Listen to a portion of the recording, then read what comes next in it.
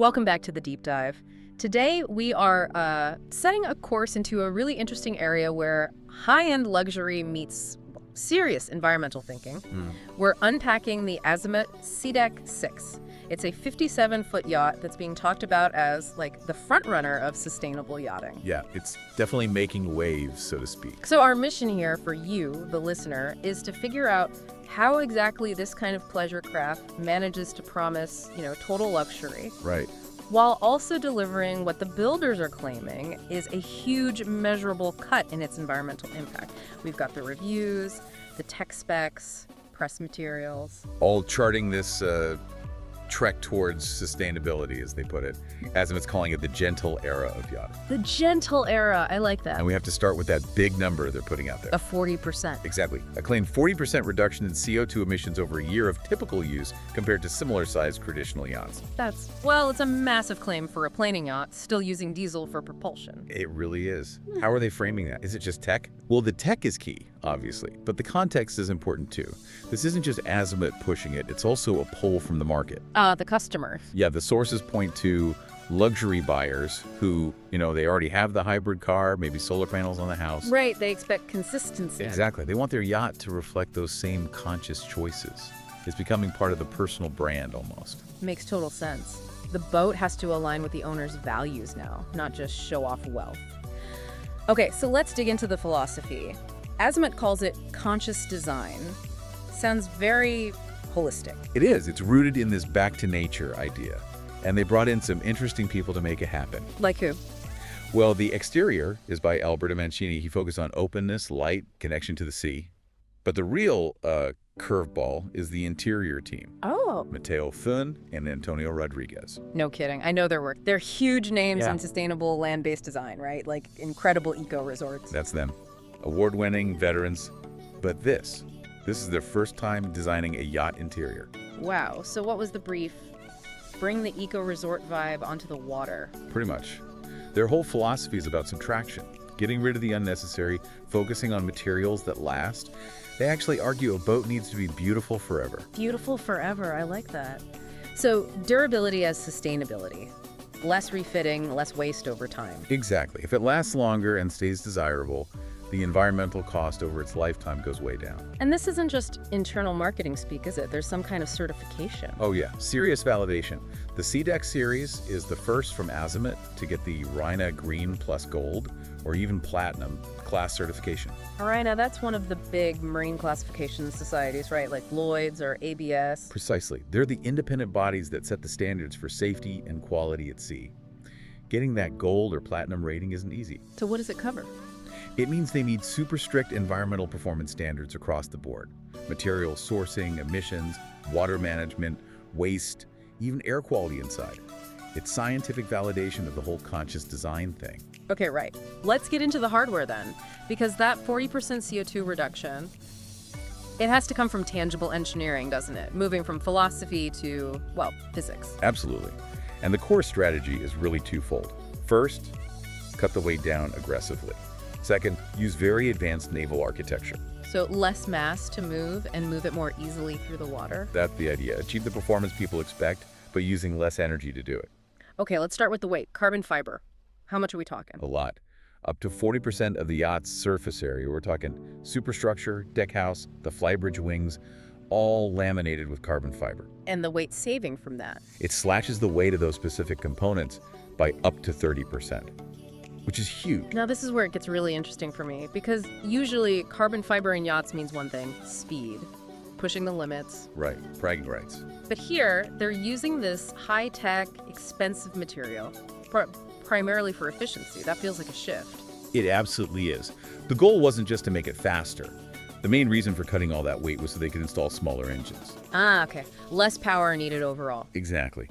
Smaller engines burn less fuel, produce fewer emissions, put less strain on everything. It's an efficiency play driving the material choice, not just raw performance. And that weight saving works hand in hand with the whole design, I assume. Precisely. They collaborated with names, that's naval architecture, marine engineering specialists, and Azimut's own R&D. What's special about the hull shape?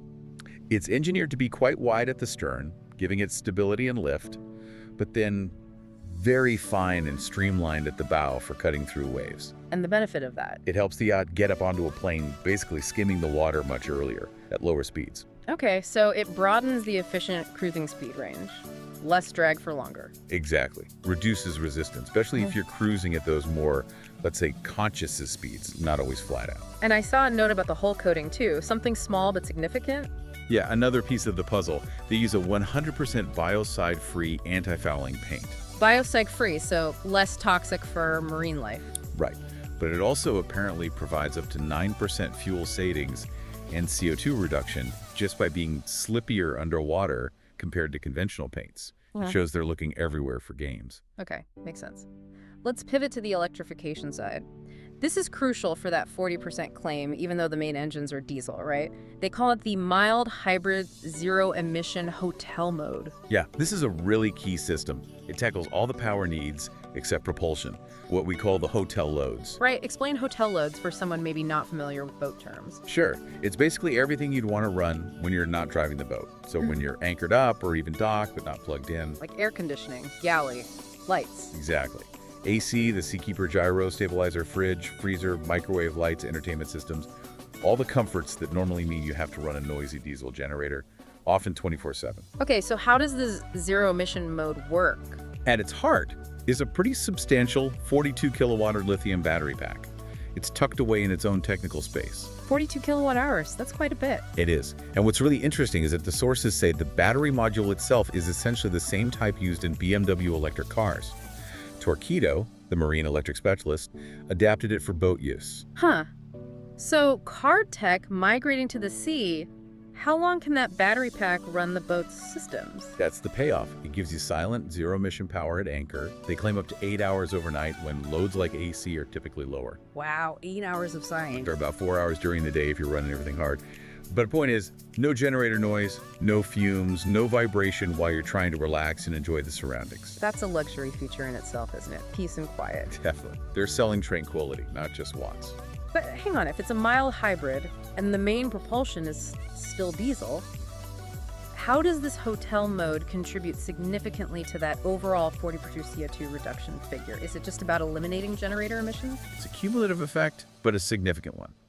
The whole efficiency and weight savings, that's where the big fuel savings on propulsion come from, burning maybe 40% less fuel over a year compared to older designs. Okay. The zero-emission hotel mode drastically cuts down the generator hours, which also burn diesel and produce CO2 and local pollutants. So it's tackling emissions both underway and at anchor. It all adds up in their calculations. Got it. So how does that big battery get recharged? You can't just plug in when you're anchored in a cove. Right. It's designed for self-sufficiency. You can charge from shore power, when docked, of course. But underway or at anchor, there are multiple ways. There's an onboard 15 kilowatt variable speed diesel generator, which is much quieter and more efficient than older types, but it only runs when absolutely needed to top up the batteries. Okay. Then there's a 3 kilowatt alternator or shaft generator, basically using the main engine's power to charge the batteries while you're cruising. Right, reclaiming energy. And perhaps the most eco-touch, there are 1.4 kilowatts of solar panels actually embedded into the carbon fiber hardtop. Subtle, but contributing power all day long. Solar panels on the roof. Nice. So it's kind of a closed loop for the living systems. Pretty much. It manages itself to keep the batteries topped up from various sources. And we should clarify this. Seadeck 6 uses 3 Volvo Penta IPS drives. Those pod drives are already known for being efficient, right? Yeah, IPS drives offer better maneuverability and fuel efficiency compared to traditional shafts and props. So that's another piece of the efficiency puzzle. They offer 380H or 480H options running on diesel.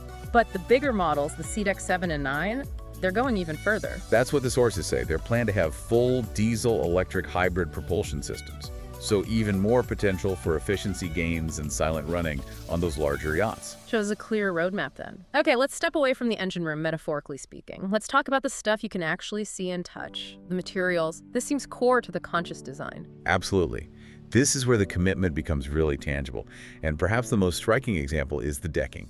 No teak. That's almost heresy in yachting. Exactly. They've completely replaced traditional teak and even the synthetic PVC teak alternatives with cork.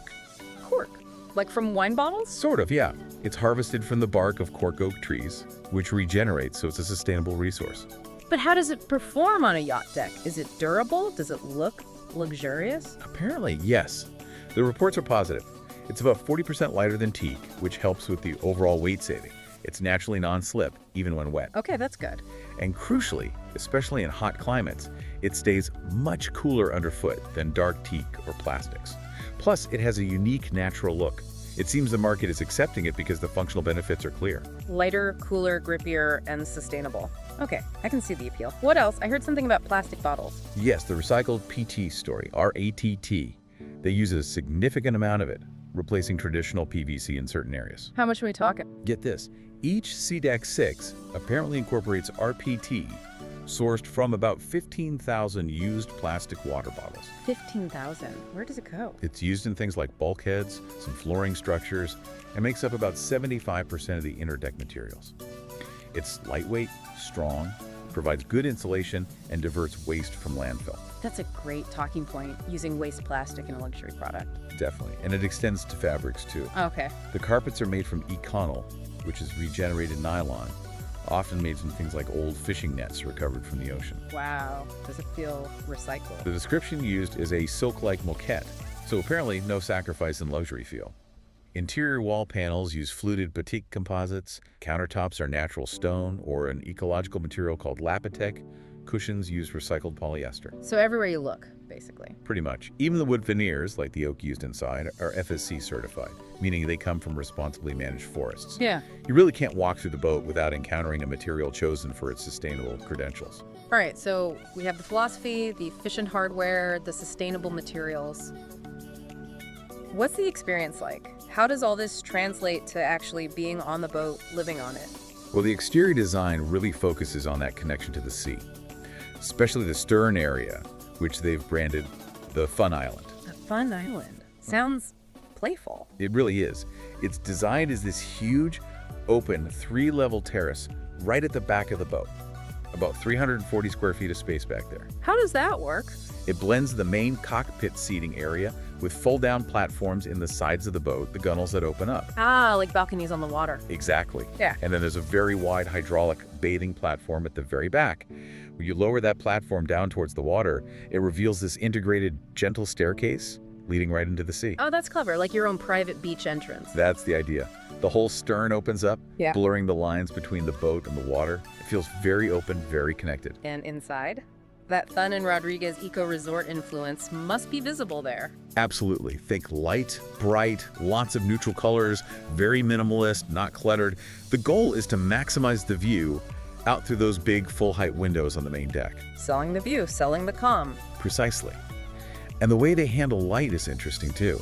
They use ribbed oak paneling and a fixed slatted skylight, a brise soleil, to diffuse the natural light. Why? To create a softer, more soothing, almost incandescent feel. They're actively trying to avoid that harsh, direct glare you can sometimes get, or overly clinical LED lighting. It's about creating a tranquil atmosphere. Nice touch. And what about tech? Is it all hidden away? A lot of it is, yes. Very residential feel. Like in the galley, the induction cooktop is an Invisi-Cook system. Meaning? It works through the countertop material, so the counter looks completely clean and unbroken until you put a pan on it. Very sleek. The TV screen also hinges down from the ceiling, disappearing when not needed. Clever integrations. Anything else? The helm even has a Google AI assistant built in. You can apparently use voice commands, say in Italian, to control things like the climate control or lighting. Okay, so smart home features on a boat. And finally, the sound levels. All this efficiency and design must make for a quiet ride. Incredibly quiet, according to the reviews. One source measured the sound level at the helm while cruising at a pretty brisk 20 knots with the doors closed, as low as 65 dBA. 65 dBA. Wait, that's like normal conversation level, isn't it? Quieter than some dishwashers. Exactly. For a planing yacht moving at 20 knots, that is astonishingly quiet. It speaks volumes about the build quality, the insulation, and the efficiency of the whole package. They're selling silence alongside sustainability. No vibration, no roar, just the sound of the water. That seems to be the goal. That combination of lightweight construction, efficient propulsion, maybe those IPS drives help too, and just really good soundproofing. Okay, so wrapping this up. this deep dive into the Azimut Seadeck 6, what's the big picture? I think it's clear it's not about one single invention. It's more about a holistic commitment, a whole new approach, really. Yeah.